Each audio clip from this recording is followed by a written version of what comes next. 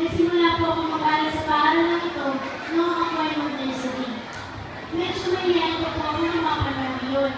Kaya may isang pagkakataon na hindi lang ako sabihin ng aking ina sa aking guro na ako ay tuwagin yung pumuntayin mo taas ng kamay.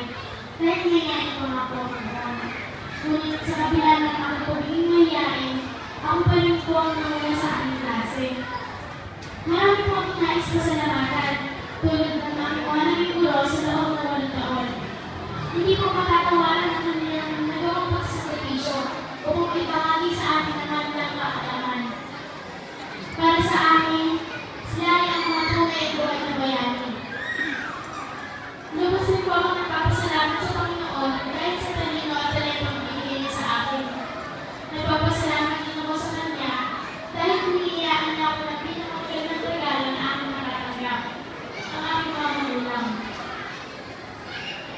Hindi po ako nagmula sa isang maraming pamilya, kaya napilitan na aking ama na magtrabaho sa ibang bansa.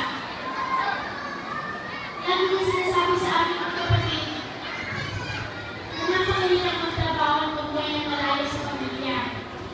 Ngunit nagawa ko rin ang sakripisyo upang may kapag ng aming pamilya at nasusunod ang aming pag-aaral. Para sa akin natatanging ang aking ama, dahil kahit malayo siya sa amin, nagagawa pa rin ng pananagunan ng buhay niya ng sama. Sa aking ina, na laging nandiyan yung suporta sa akin sa lahat ng bagay, siya ang nagsilbing ina, guro at kaibigan para sa akin. At sa tuwing ako ay may problema, lagi siya nasa aking tabi yung ako'y lamayan. Siya at ang aking ina at ang aking ama, ang aming naging inspirasyon upang mabuti ang aming pag-aaral. Sa aking kapwa magtatapos, alam ko na marami sa akin ang nakararanas na malayo sa mga mahal sa buhay, na dumanas ng paghihirap, at iba't ibang pagsubok sa buhay, lalo higit sa pag-aaral.